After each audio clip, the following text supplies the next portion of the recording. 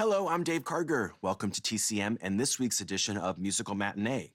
Our film today isn't a musical in the traditional sense, but it takes place in the world of the famous Ziegfeld Follies, the groundbreaking musical revues that took Broadway by storm in the early 20th century, named after the man who conceived and produced them, Florenz Ziegfeld Jr.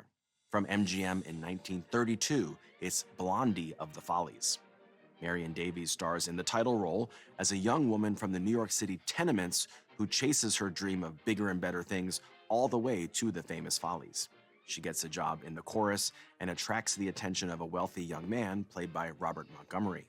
She doesn't realize he's already involved with a fellow chorus girl who happens to be one of Blondie's oldest friends.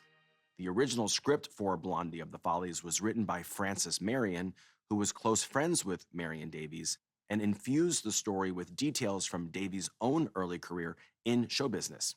Davies had started out performing on stage and soon joined the Ziegfeld Follies, and it was there in 1916 that she was spotted by newspaper tycoon William Randolph Hearst, who soon became both her patron and her romantic partner. Hearst used his substantial resources to turn Marion Davies into one of the biggest movie stars of the silent era, but she didn't always get the chance to showcase her natural gift for comedy because Hearst preferred seeing her in romantic melodramas. He tried to get the screenwriters to limit the comedy in Blondie of the Follies, but Davies still managed to bring her own light touch to the film, especially in a sequence toward the end when she performs a spot-on parody of the recent hit Grand Hotel alongside Jimmy Durante. Marion Davies was famous for her ability to mimic stars of the era, and she does an absolutely perfect Garbo impression here.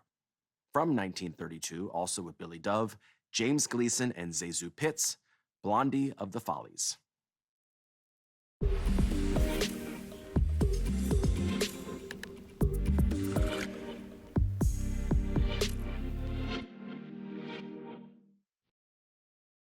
Blondie of the Follies was written by two of the top screenwriters in Hollywood in the early 1930s, Frances Marion and Anita Loos. Loos was also the author of Gentlemen Prefer Blondes, the 1925 novel that would later be adapted as a sparkling 1953 musical comedy starring Marilyn Monroe and Jane Russell. But both screenwriters had to bow to pressure from William Randolph Hearst, Marion Davies' married boyfriend, who wielded tremendous influence in Hollywood, especially because he controlled a large portion of the press. Hearst told Anita Loos, "I want you to curb your inclination toward humor because I see this story as a great romance." Davies, on the other hand, was always most at ease playing comedy, and she enjoyed making Blondie of the Follies because it gave her one of the most complex roles of her career.